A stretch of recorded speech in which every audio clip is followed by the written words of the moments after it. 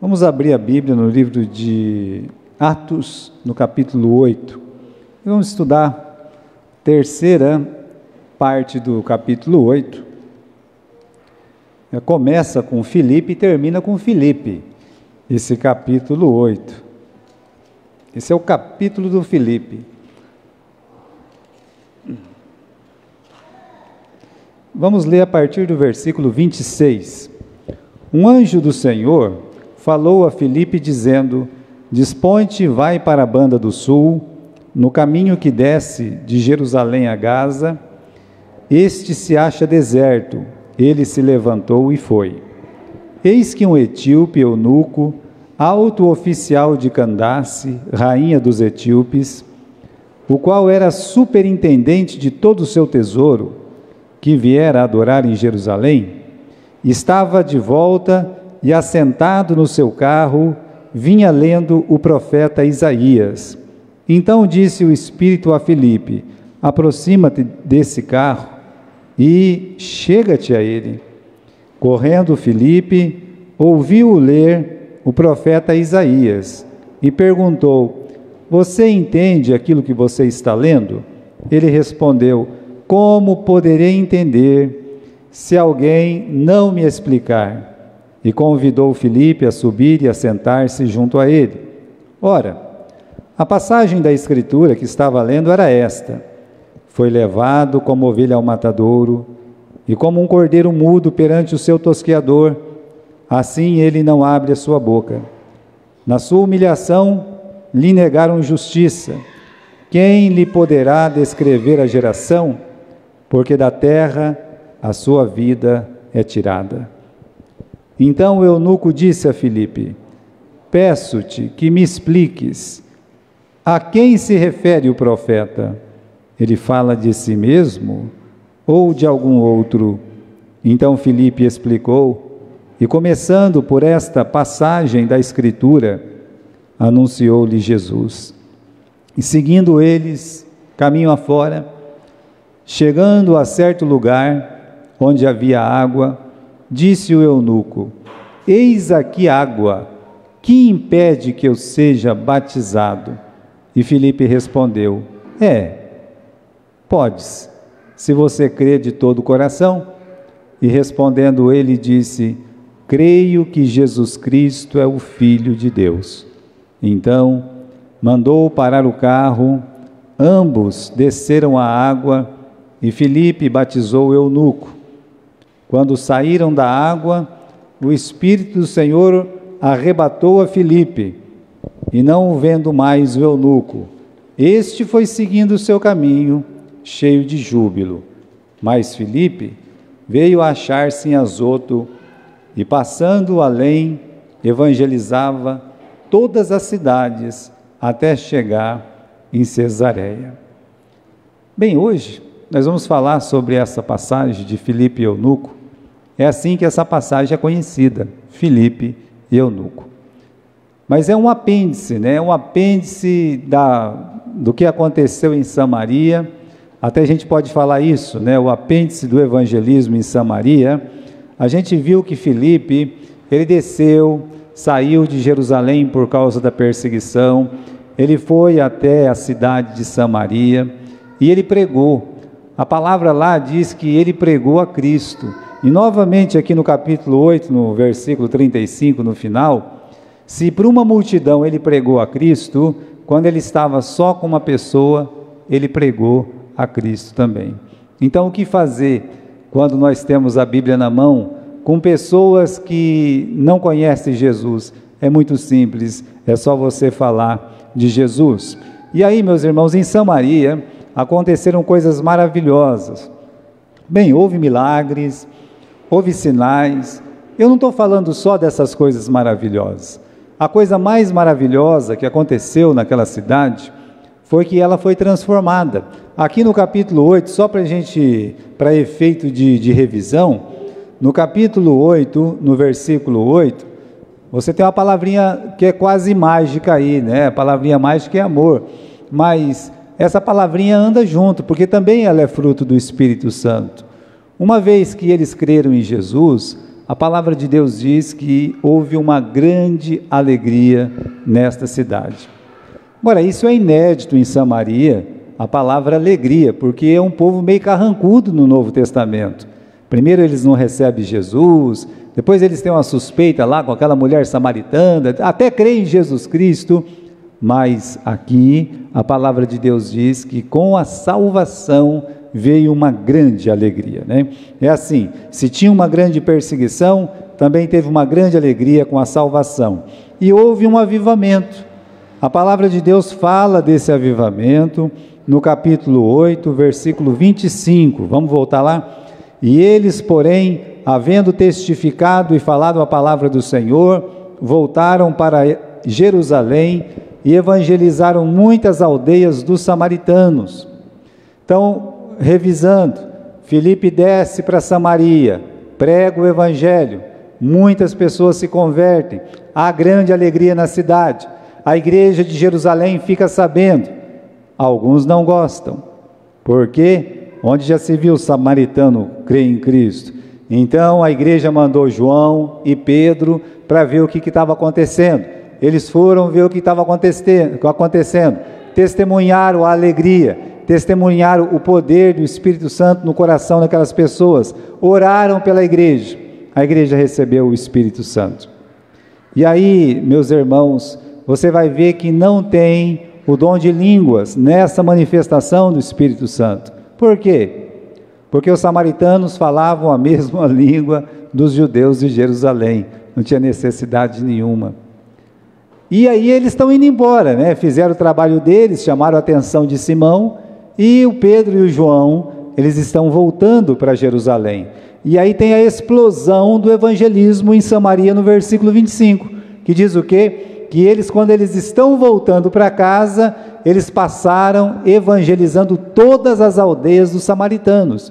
Então, é nesse clima que o Espírito Santo vai falar com o Filipe, aqui no capítulo 8, versículo 26. O anjo aparece e fala com ele.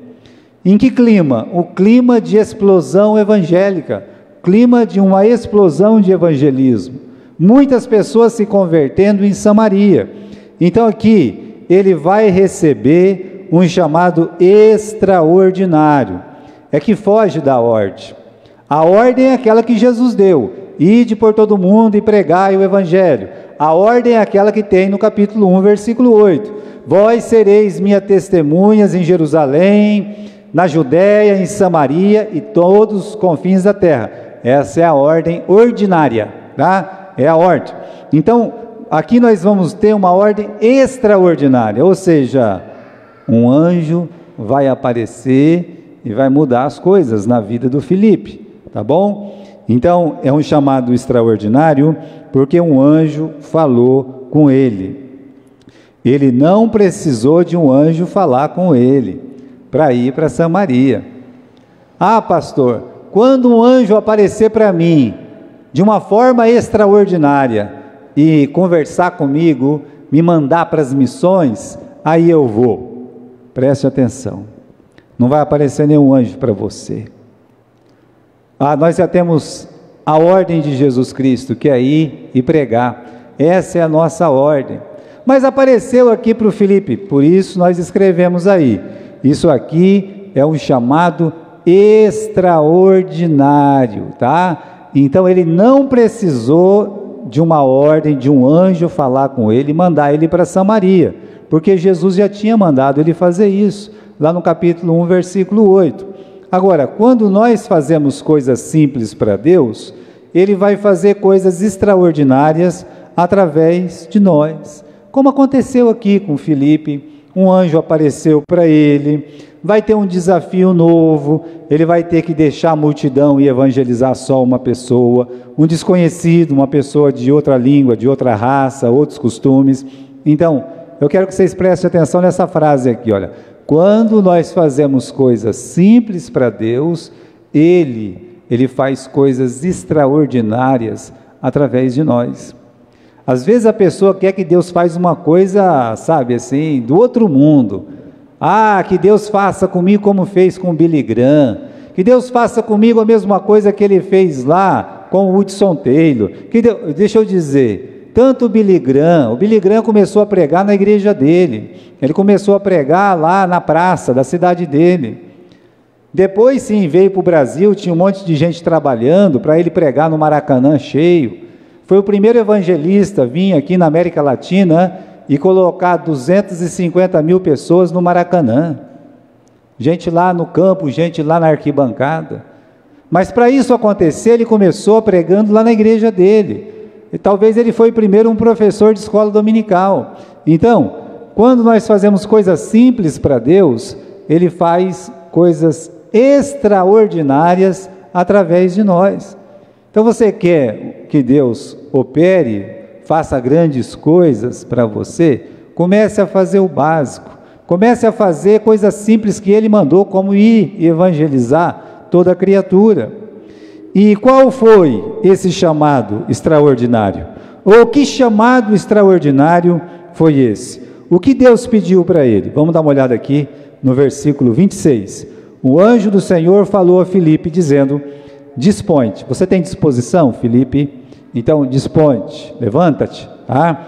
Dispõe-te e vai para a banda do sul, no caminho que desce de Jerusalém a Gaza, e ali vai ter um lugar deserto, tá? Então Deus está falando para ele: eu quero que você saia de Samaria e você vai para um lugar que está deserto, ou seja, onde tem poucas pessoas. Você não vê vantagem humana nesse chamado extraordinário. Geralmente nós, pastores, geralmente nós, crentes, nós nos movemos pelo contrário. Eu estou pregando aqui numa igreja que tem 3, 4 pessoas. Eu quero te convidar para pregar lá na minha igreja. Lá tem 1000 pessoas. A pessoa fica toda feliz. Vou pregar para 1000 pessoas. Vamos dizer que eu estou pregando aqui, vem lá o pastor Davi, quer pregar para mim lá em Manaus, eu vou lá, né? Fico todo feliz, porque eu vou pregar numa igreja muito grande, com muitas pessoas. Então eu me disponho, nem precisa chamar 2 vezes, mas chegar num pastor que tem lá uma igreja tão grande, ou mesmo meus irmãos que tem 50, 60 pessoas, que seja, como a nossa aqui, bem, aí o anjo chega e fala: olha, eu quero que você saia aí dessa obra promissora, está bombando aí, né? Samaria, o evangelho está crescendo, eu quero que você deixe esse trabalho. Ele nunca mais vai voltar para Samaria. Acabou, o ciclo samaritano para Filipe acabou. Ele foi lá, abriu o trabalho cresceu, a cidade se alvoroçou com o evangelho, ficou alegre, a região todinha de Samaria, o estado samaritano, ele estava sendo evangelizado. E quando é assim, a gente gosta, a gente quer ficar num lugar que está dando certo, quer ficar num lugar onde, puxa vida, fui eu que comecei esse trabalho agora, que maravilha, né? Então, Deus está me abençoando, eu vou ficar aqui, vou ver crescer mais. Aí quando ele vai receber os louros, quando é para todo mundo bater palma para ele, aí Deus fala: rapaz, eu não quero mais você aqui, eu quero que você vá para um lugar onde não tem ninguém. Final do versículo 26, diz assim, que você vai para um lugar que está deserto. Lugar deserto não é um deserto, tá? Porque tinha até estrada lá.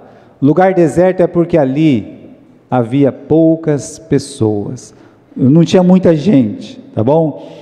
Então, nem todo chamado extraordinário vai implicar em vantagens humanas. Pode ser que aconteça como aconteceu com Filipe. Não tem uma vantagem humana. Eu estou saindo de um grande trabalho e vou assumir uma igreja que não tem ninguém, um trabalho pequenininho lá. Bom, se Deus te chamar para isso, você vá. Sabe por quê? Porque o trabalho extraordinário implica em glória para Deus, não glória para você. Não é você que tem que ser glorificado, é Deus que vai ser glorificado com esse trabalho. E essa é a importância de entender isso aí. Isso é uma obra extraordinária. Toda obra extraordinária glorifica a Deus. Então, meus irmãos, final do versículo 26, agora é o final do final, né? A palavra de Deus diz que ele se levantou e ele foi. Duas coisas aqui. Ele tinha que ter disposição, ele teve. A pessoa tem que estar disposto. Segunda coisa, ele foi. Ele não ficou perguntando A ou B ou C, não. Ele foi. Filipe, ele ouviu o Espírito. Então, devemos permitir ser guiados pelo Espírito Santo e não pelo nosso desejo. O anjo falou com ele, o Espírito Santo falou com ele, falou. Então, e agora? Bom, agora eu tenho que obedecer. No caso aqui, o anjo falou com ele. E como é que eu vou saber que o anjo me falou? Como é que eu vou saber que o Espírito Santo está me falando? É só você ler a Bíblia. Quando você lê a Bíblia, quando você lê a palavra de Deus, o Espírito Santo vai estar falando com você. É isso que acontece. Então você quer ouvir a voz de Deus? Eu quero, pastor, não vejo a hora. Você está perto, muito perto. Basta você abrir a Bíblia e pronto, né? Por exemplo, tem uma pergunta aqui. Você já ouviu o Espírito Santo lhe dizer, vá lá e fale de Jesus para aquela pessoa ou essa pessoa? Já aconteceu isso com você? Quando você está perto de alguém, você sente aquele desejo, pode ser que você tem disposição, no sentido, eu vou, essa pessoa precisa ouvir, e lhe falta coragem. Às vezes você fica tímido, você não consegue chegar na pessoa para falar de Jesus. Você até chega na pessoa, mas você não consegue falar de Jesus. Falta coragem, ousadia. Então nós devemos orar para Deus. Deus, me coloca a pessoa. E Ele vai colocar a pessoa. Deus, eu peço que o Senhor me dê ousadia. Porque a pessoa vai aparecer. O que vai nos faltar? Ousadia. Então você tem que orar para Deus. Ore certinho para Deus. Deus, eu queria que o Senhor me colocasse pessoas para evangelizar, mas que o Senhor me desse ousadia para falar de Jesus para essa pessoa.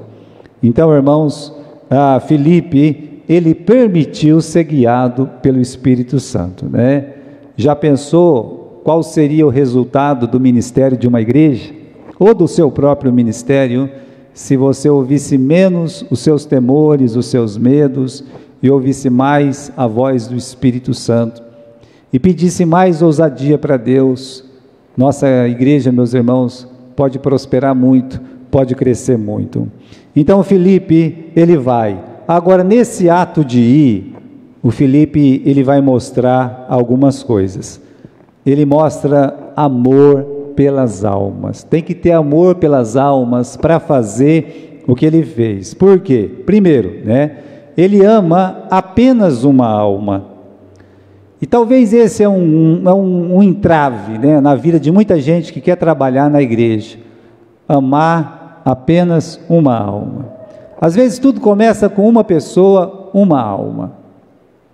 E se você estiver num lugar e uma alma se converter, aquela pessoa pode levar tanta gente para a igreja. E aqui está, ele vai deixar um grande avivamento, tá bom? E evangelizar apenas uma alma. E aí, irmãos, estar no meio de vocês, para mim é bom. Estar no meio de vocês não é só bom, isso é cômodo. Não é somente cômodo e bom, é protetor, sabe? Você se sente protegido porque você tem pessoas para ouvir que você nem convidou. Você tem pessoas para ouvir que você não chamou. Elas estão vindo na igreja porque já creram em Cristo e porque elas entendem que o amor que elas têm por Deus traz elas aqui, independente de ser você ou não que vai pregar. Então, isso dá uma comodidade. Agora, quando você tem amor pelas almas, você vai amar uma alma só, uma alma só. É você fazer como Jesus, deixou os grandes centros, foi na beira do poço de Jacó, sentou lá até que aparecesse aquela alma, a alma da samaritana. Então, o grande missionário, ele ama uma alma. Pode ser que muitas almas vão ser colocadas na frente dele, mas o grande missionário, ele ama uma alma. Se for por uma alma, ele vai atrás daquela uma alma. Depois, Ele tem, meus irmãos, não apenas amor por apenas uma alma, ele tem amor por uma alma estrangeira. Vamos aqui no versículo 27, eis que um só, uma alma, tá? Bem que podia ter 10 etíopes lá dentro daquela charrete, daquela carroça, mas tinha um só, tá? Então, eis que um etíope, eunuco, alto oficial de Candace, rainha dos etíopes, o qual era superintendente de todo o seu tesouro, que viera adorar em Jerusalém. Então, aqui é uma alma estrangeira. A primeira pessoa a ser evangelizada, biblicamente, tá? Falando, fora dos limites da Palestina, por uma ordem divina, não foi um europeu, não foi um asiático, foi um africano, um etíope. Ele era superintendente de Candace, a rainha dos etíopes. Você agora com o celular, com o Google, você pode, o que é Candace, É o nome dela? Não, é como se fosse Faraó, sabe? Como se fosse um título muito importante, como de Faraó. E nós temos aí, na Etiópia, quem mandava eram as rainhas que mandavam lá no pedaço. E ele era superintendente, um eunuco, tá? Então ele ama essa alma estrangeira, ele ama essa alma, e é muito importante isso. Às vezes nós somos impedidos de ir, porque nós não gostamos. Eu não gosto de argentino, Então eu nunca vou para a Argentina. Não, você tem que ir para a Argentina, porque lá tem almas que Jesus Cristo morreu por aquelas almas. Então não importa, muitas pessoas têm esse problema. E aí, meus irmãos, quando teve, por exemplo, a Segunda Guerra Mundial, o Japão invadiu os Estados Unidos, lá em Pearl Harbor, soltou aquelas bombas lá. A questão é que muitos americanos ficaram com raiva dos japoneses, muitos.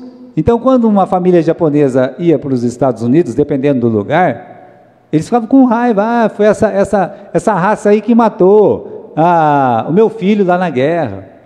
Não tem nada a ver uma coisa com a outra, mas isso impedia o Evangelho. Por exemplo, hoje, muitos países do Ocidente não querem pessoas que são árabes.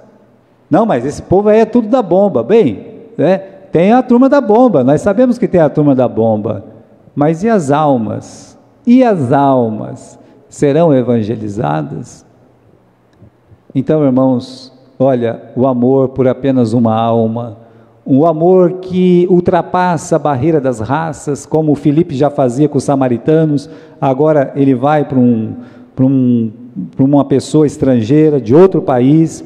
E outra coisa, amor por uma alma desprezada. Não, pastor, o senhor está enganado. Versículo 27 está dizendo que ele era alto funcionário. Ele era superintendente dos tesouros de Candace, rainha dos etíopes. O senhor está enganado. Aqui não tem nada a ver com uma alma desprezada. Aqui é o ministro da fazenda da Etiópia. Não, eu concordo com você, é o ministro da fazenda da Etiópia. É uma pessoa muito importante lá no país dele. Lá no país dele. Quando ele entra em Jerusalém, para onde ele foi adorar, ele é eunuco. Ele é um homem que, pela obra que ele fazia, pelo trabalho dele, ele precisou ser mutilado. E um eunuco não podia entrar no templo. Ele era menosprezado. Havia uma acepção. Você pode entrar até esse portão aqui, naquele lá que é que os crentes entram, vocês não podem entrar. Ele fez uma viagem de 4.000 quilômetros, só de ida, mais 4.000 para voltar. Ele fez uma viagem dessa e ele não podia entrar na área do templo. Era uma alma desprezada pelos judeus. Eles não gostavam de pessoas mutiladas, não gostavam de pessoas doentes, não gostavam. Eles não podiam entrar ali, ficava até aquela porta, não podia passar. Era uma pessoa impura, era uma pessoa imprópria. O Filipe, ele vai se convidar para entrar. O Filipe ele vai entrar e vai sentar pertinho na mesma carroça que o eunuco. O Filipe vai dizer para aquele eunuco que Jesus ama ele mutilado, ama ele sendo um estrangeiro, ama ele por ser uma alma só. Então, Filipe ele mostra amor, e agora eu quero falar rapidamente do eunuco, né? Ele trabalhava para a rainha, tá bom? Como eu disse, uma pessoa importante, o ministro da fazenda. Ele era um admirador da fé dos judeus, apesar de desprezado. Ele está lendo uma parte do Velho Testamento, vocês estão vendo no versículo 32 e 33, ele está lendo o profeta Isaías, então ele admira os profetas dos judeus. Lembra que Paulo, quando ele se defende, você crê no profeta, né, Herodes? Mas o Herodes era idumeu, estava ali pertinho. Mas lá, meus irmãos, em Atenas, ele nem podia falar de profeta, porque ninguém conhecia os profetas judeus. Mas ele não somente conhecia, não somente admirava, mas ele lia e ele queria entender sobre a fé judaica. E outra coisa, no final do versículo 27, diz que ele foi para Jerusalém com um objetivo. Qual o objetivo? Ele foi para adorar. É assim que ele é visto, né? Como um adorador. E aí, meus irmãos, como eu disse, da onde ele estava até Jerusalém, isso em linha reta é 2.000 quilômetros. E estrada, vocês sabem que não é linha reta, né? Então, provavelmente, ele andou 8.000 quilômetros para poder adorar o Senhor, porque ele queria estar perto dos judeus, ele queria estar perto do templo, ele queria estar lá adorando o Senhor, tá? Agora, vamos olhar para o eunuco de uma forma espiritual, tá? Como ele foi para Jerusalém e como o eunuco ele voltou de Jerusalém. Então vamos imaginar que ele foi, tá? Como foi a visita dele? Olha lá, ele foi feliz, é uma viagem, né, desejada. Ele foi esperançoso, cheio de plano na cabeça, eu vou chegar, eu vou visitar a Terra Santa, eu vou ver Jerusalém. Eu confesso para vocês que nessa viagem que a gente fez para Jerusalém, o lugar que eu mais queria ver era Jerusalém. Por quê? Porque, meus irmãos, quem quer ir para Israel não ver Jerusalém é o fim da picada, né? Então, queria ver, queria conhecer. Então, fomos lá, nós vimos, mesma coisa do eunuco, né? E naquele tempo, Jerusalém era a cidade, tá?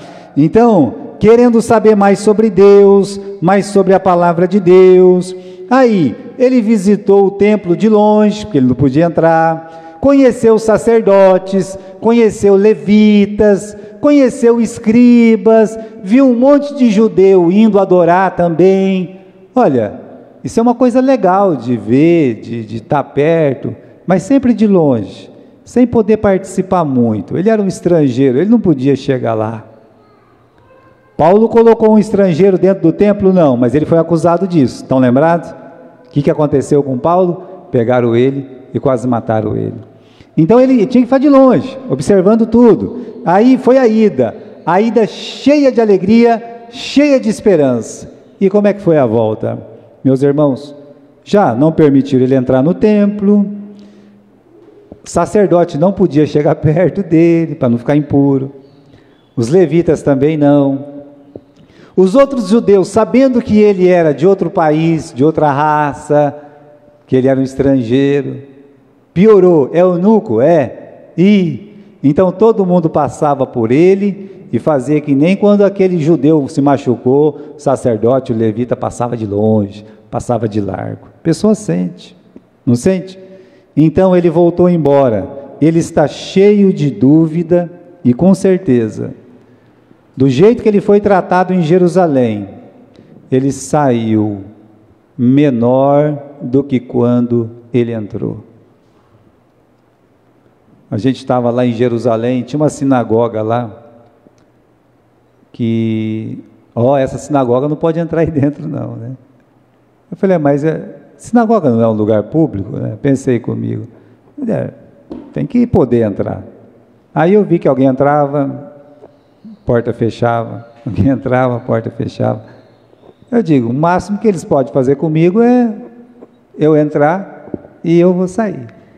Aí quando eu estava entrando, alguém falou alguma coisa lá, eu não sei falar hebraico nem inglês, essa é a vantagem, né? Não cometi nenhum erro, porque eu fui lá e entrei na sinagoga, todo mundo estava fazendo assim, tinha uma menorá enorme lá, né? Fiquei olhando, zanzei lá dentro, né? Mas quando eu estava entrando, um sujeito carrancudo me jogou que par que fala, não me lembro o nome, me tacou na cabeça aqui para mim não entrar, não ser uma aberração lá dentro. Então me tacou um bonezinho aqui, que negócio de agruda em você, viu, que lá não cai. Aí tacou na minha cabeça, eu entrei lá, fiquei lá até o tempo que eu quis. Ninguém veio falar comigo, ninguém conversou comigo, todo mundo olhando de cara feia para mim, né? Eu pergunto, como é que uma pessoa vai se sentir amado num lugar desse? Fala para mim. Imagine o eunuco, há 2000 anos atrás, que a coisa era muito pior. Como é que ele saiu das sinagogas, das áreas possíveis que ele podia entrar no templo? A pessoa sai melhor do que entrou? Não. Ela sai menor do que ela entrou, sai se sentindo desprezada. Cheio de dúvidas, não conheceu mais a Deus como ele imaginava, e pior de tudo, ele entrou em Jerusalém, ficou perto do templo sem salvação, e ele saiu de Jerusalém sem salvação. Entrou sem salvação, saiu sem salvação. Você pode visitar a sinagoga mais importante deles, e quando eles reconstruíram o templo também, e você vai entrar sem salvação, e você vai sair sem salvação, porque lá ninguém fala de Jesus. A Bíblia deles acaba em Malaquias, então lá ninguém fala de Jesus. Entrou sem salvação, saiu sem salvação. Agora, o Filipe puxou um diálogo com ele, né? O versículo 29, o Espírito falou, vai rapaz, se aproxima, né? Caminha, vai lá, chega, né? E ele correu, e estava ouvindo, né? E o camarada lendo alto, o profeta Isaías, foi levado como ovelha para o matadouro. É Isaías 53, né? É Isaías 53, é certeza, e é a certeza que é Isaías 53. E aí, meus irmãos, o Filipe, né, faz uma pergunta, e olha a pergunta do Filipe no versículo 30, no final: você compreende o que você está lendo? Você entende isso aí que você está lendo? Por que é uma pergunta de responsabilidade? Para você fazer uma pergunta dessa para uma pessoa, você tem que conhecer a Bíblia. Você entende isso que você está lendo? Não, você entende? Também não. E aí, como é que vai ficar? É uma pergunta de responsabilidade. Você entende? Então você tem que estudar a sua Bíblia, meu irmão, para você poder ajudar pessoas que não conhecem a Bíblia. E aí ele olhou e disse, né, a resposta do eunuco, no começo do versículo 31, como poderei entender se ninguém me explicar? E convidou Filipe a subir e sentar. Olha, como é que eu vou saber se ninguém me ensinar, não é? Eu fui lá para Jerusalém, ninguém me ensinou. Eu estou andando 8.000 quilômetros e ninguém me ensinou nada lá sobre esse assunto. Ainda bem que ninguém ensinou nada nesse assunto para ele, porque eles não acreditam que esse texto fala de Jesus. Ainda bem, né? Deus providenciou que ninguém falou nada para ele.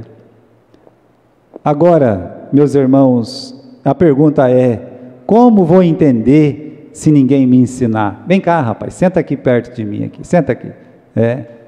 E aí, meus irmãos, versículo 32. Ora, a passagem da Escritura que estava lendo era esta: foi levado como ovelha para o matadouro, como um cordeiro. Você consegue ler a palavra cordeiro aí? Consegue? Não consegue? Tá, então vamos lá. Mudo perante o seu tosqueador, assim ele não abriu a sua boca. Na sua humilhação lhe negaram justiça. Bom, humilhação. Quem foi humilhado? A quem foi negado justiça? Continuando, quem poderá descrever a sua geração? Porque da terra a sua vida é tirada. A vida dele foi tirada da terra.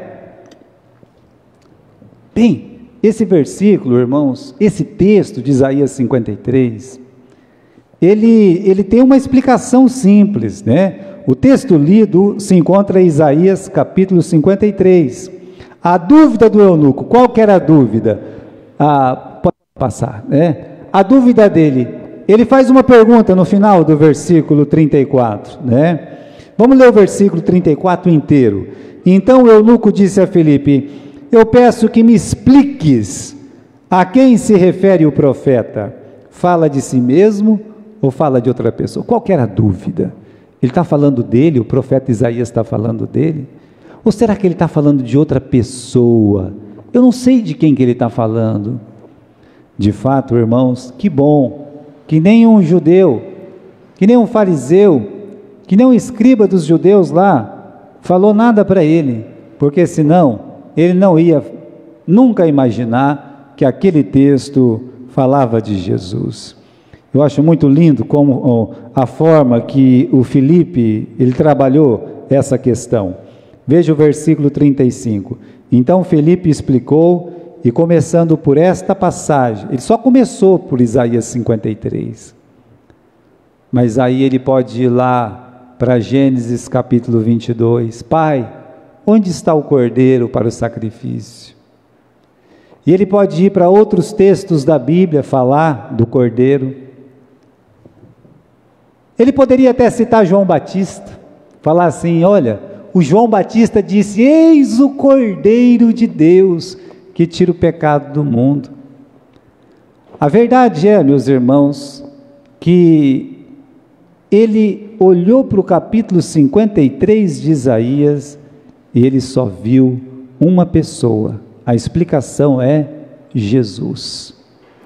Esse texto, disse Filipe, ele fala de Jesus. Por isso, meus irmãos, é importante conhecer a Bíblia. É importante você conhecer a Bíblia do ponto de vista de Deus, não do ponto de vista das religiões. Do ponto de vista de Deus, o personagem central da Bíblia, quem que é? É Jesus. Todos os outros personagens, todas as outras histórias, elas vão fazer o quê? Elas têm que entrar na vida e na pessoa de Jesus Cristo, porque Jesus, ele é a alma da Bíblia. É o verbo que se fez carne, nele estava a vida.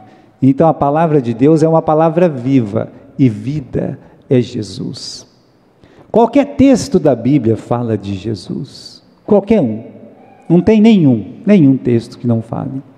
Por isso, aqui no capítulo 53, ele está falando de Jesus, explicou o que Jesus Cristo fez, que ele morreu na cruz.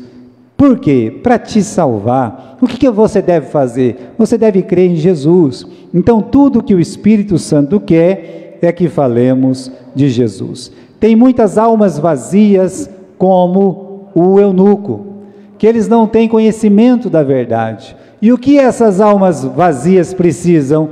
Ouvir falar de Jesus.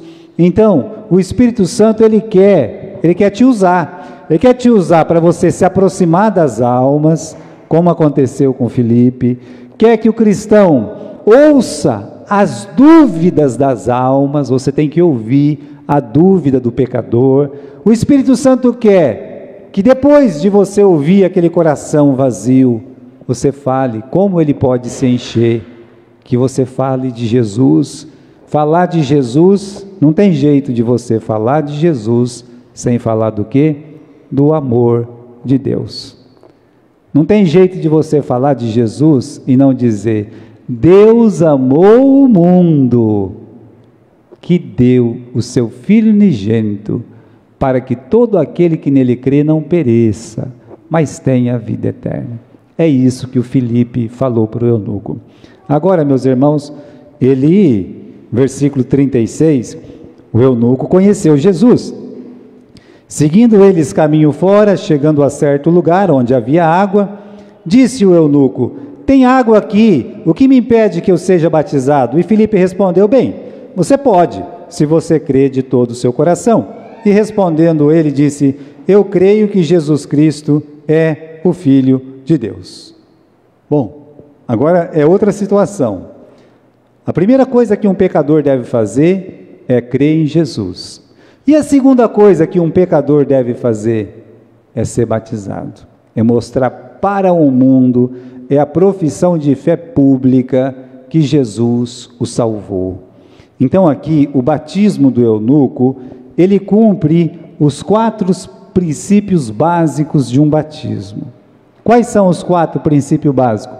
Primeiro, é preciso um propósito, um desígnio apropriado. Por que ele vai ser batizado? Bem, ele vai ser batizado não é para ser salvo, é porque ele já foi salvo. Ele vai ser batizado porque Cristo o salvou. O batismo não ajuda na salvação. Tem muitas igrejas que ensinam que o batismo ajuda na salvação. Aqui não. Quem me impede que seja batizado? Aí o Filipe fala: mas só pode acontecer isso, você só pode ser batizado se você crê de todo o seu coração. Se você crê, versículo 36, 37, né? É lícito se você crê de todo o seu coração. Então, só esse é o motivo. Então, meus irmãos, o motivo do batismo é porque você creu em Jesus. É por isso que você está sendo batizado, como passo de obediência. Esse é o desígnio apropriado. Se alguém falar para você que o batismo ajuda na salvação ou salva, ele está errado. É porque ele ainda não creu em Cristo como Salvador. Porque quem creu em Cristo como Salvador sabe que a água do batismo não salva ninguém. O que salva é o sangue de Jesus Cristo, tá? Então é preciso ter o desígnio apropriado, é preciso ter o candidato apropriado. Como assim? Você pode se você crer. Então o candidato apropriado é aquele que creu em Jesus. Vamos dizer que aparece uma pessoa aqui hoje, vamos ter batismo. Aí eu fico falando: olha, você tem que ser batizado, senão você vai para o inferno. A pessoa nem prestou atenção em nada, e alguém diz: olha, você não quer ser batizado para você não ir para o inferno? Eu não gosto de inferno não. Rapaz, eu com esse negócio de inferno não combina, né? Então, você não quer ser batizado? Tem roupa de batismo aí, tem, é só pôr. Aí a pessoa vai lá na hora e se batiza, sabe? Ele nem creu em Cristo. Mesmo assim, ele entrou lá e diz: agora estou batizado.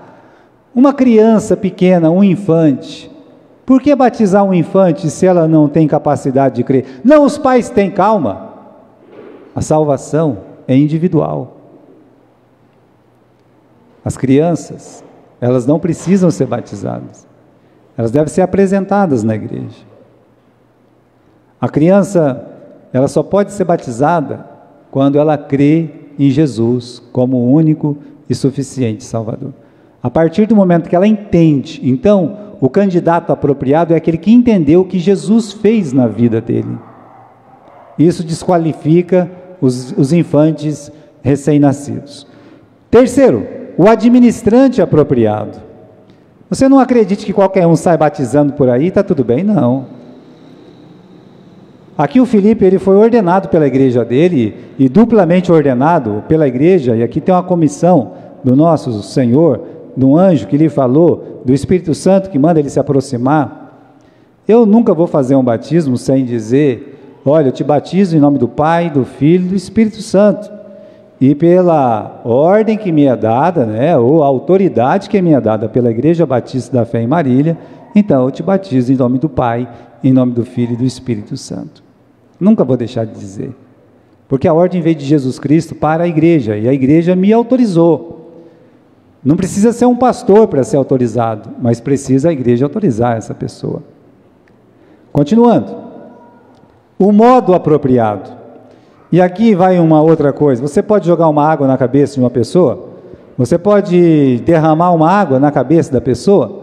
Nos quadros antigos, tem lá o João Batista derramando uma água na cabeça de Jesus. Você vai, aí a pessoa faz parece que está benzendo, e joga um borrifar de água na cabeça da pessoa.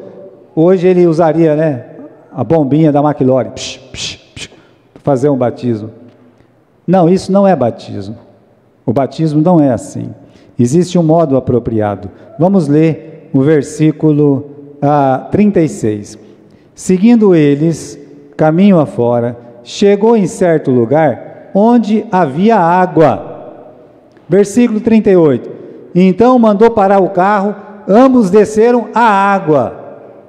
E Filipe batizou o eunuco. Versículo 39. Quando saíram da água.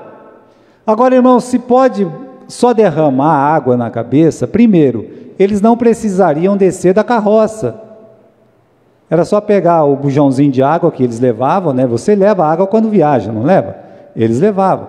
Era só pegar o bujãozinho de água e derramar na cabeça. Não precisava parar a carruagem. Se fosse só fazer uma borrifação, mais fácil ainda.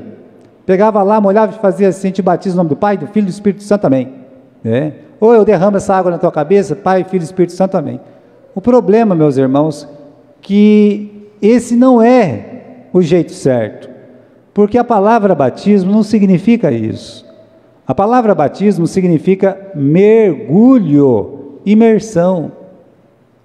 É por isso que o versículo 36 diz que eles pararam, que eles estavam passando onde tinha água. Era um rio.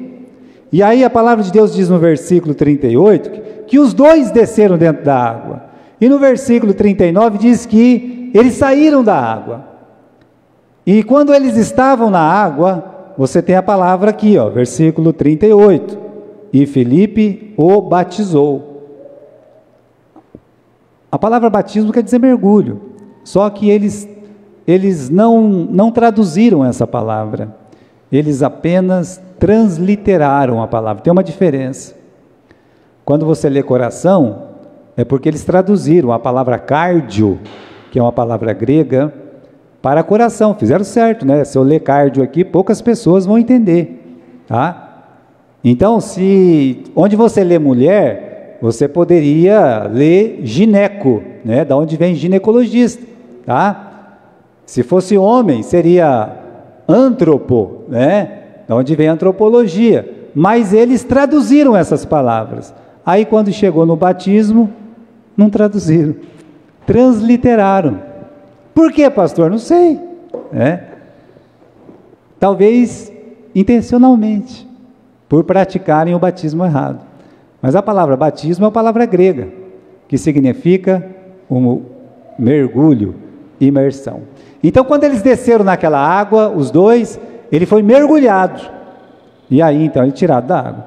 Agora, por que o batismo tem que ser assim? Tá? Por que tem que ser desse jeito? Porque é a única forma que representa duas coisas. Primeiro, o que Jesus fez por nós. Segundo, o que nós fazemos. Como assim? O que Jesus fez por nós? Irmão Renato, morreu, foi sepultado e ressuscitou. Quando você tomba na água, você está morrendo. Quando a água te cobre, você foi sepultado. Ou Jesus foi sepultado, perdão. Quando tomba, Jesus morreu. Quando vai lá, foi sepultado. E quando ele sai, ele ressuscitou. Então o batismo bíblico representa isso perfeitamente. Você está mostrando para o mundo, olha, Jesus ele morreu, Jesus ele foi sepultado e no terceiro dia ele ressuscitou. Primeiro, então, é um quadro do Evangelho. O batismo é um quadro do Evangelho, não tem jeito de aceitar outro modo de batismo. E segundo, pastor, qual que é? É que Paulo diz que nós morremos para o mundo e nascemos para uma nova vida. Você está dizendo para as pessoas, olha, eu estou aqui, morrendo para este mundo, para a vida do velho homem, e aqui surge uma nova criatura neste mundo, também em figura, tá bom? É o que Jesus fez, mas também é aquilo que nós fazemos, tá bom? Então, para terminar com Filipe, lembra do destaque que nós fizemos? Qual foi o destaque que nós fizemos? Quando fazemos coisas simples para Deus, Ele fará coisas extraordinárias através de nós. Então foi uma coisa extraordinária andar até o caminho deserto. Foi uma coisa extraordinária que vai acontecer agora, no capítulo 8, versículo 39, quando saíram da água, o Espírito do Senhor arrebatou Filipe. Isso é uma coisa extraordinária, né? Então, quando você está pronto para fazer uma coisa simples para Deus, é possível que Ele faça uma coisa extraordinária com você. Já pensou ser arrebatado assim? Né? Quando você pensa que não, Ele não está mais lá naquele caminho deserto. Ele está onde? Ele está em Azoto. Azoto? Mas Azoto fica lá na frente, lá em cima do mapa. Deus pegou ele, levou ele. Não tinha helicóptero, não tinha avião, não tinha nada, mas Deus levou. Deus levou. Isso é extraordinário. Quando nós fazemos coisas simples para Deus, Ele pode fazer coisas extraordinárias através de nós. Então, irmãos, isso foi só o lado do Filipe. Versículo 39, né? Não viu mais o eunuco, e este foi seguindo o seu caminho cheio de alegria. Lembra o que aconteceu quando os samaritanos se converteram? O que aconteceu? Eles se encheram de alegria. Agora, uma alma se converte, o que acontece? Ela se enche de alegria. Uma alma está cheia de alegria. Imagine o que vai acontecer lá na Etiópia, ele falando de Jesus Cristo para os etíopes. Irmãos, o islamismo entrou, arrasou, machucou, matou, e a igreja etíope está lá, a igreja cópita, está lá, e ela é muito parecida com os batistas em muita coisa, estão lá até hoje, semente é boa. Deixa eu dizer mais uma coisa, e o Filipe, versículo 40, vamos acabar com ele, né? Está terminando a vida aqui, não é a carreira, né? Mas o momento de Filipe. Filipe veio achar-se em Azoto, passou além, evangelizava todas as cidades até chegar a Cesareia, e foi evangelizando, até chegar em Cesareia, e ficou lá, mudou para Cesareia. É lá que Paulo vai encontrar ele com as 4 filhas diaconisas, ajudando no ministério. Bonito, né? A história dele, muito bonita a história dele.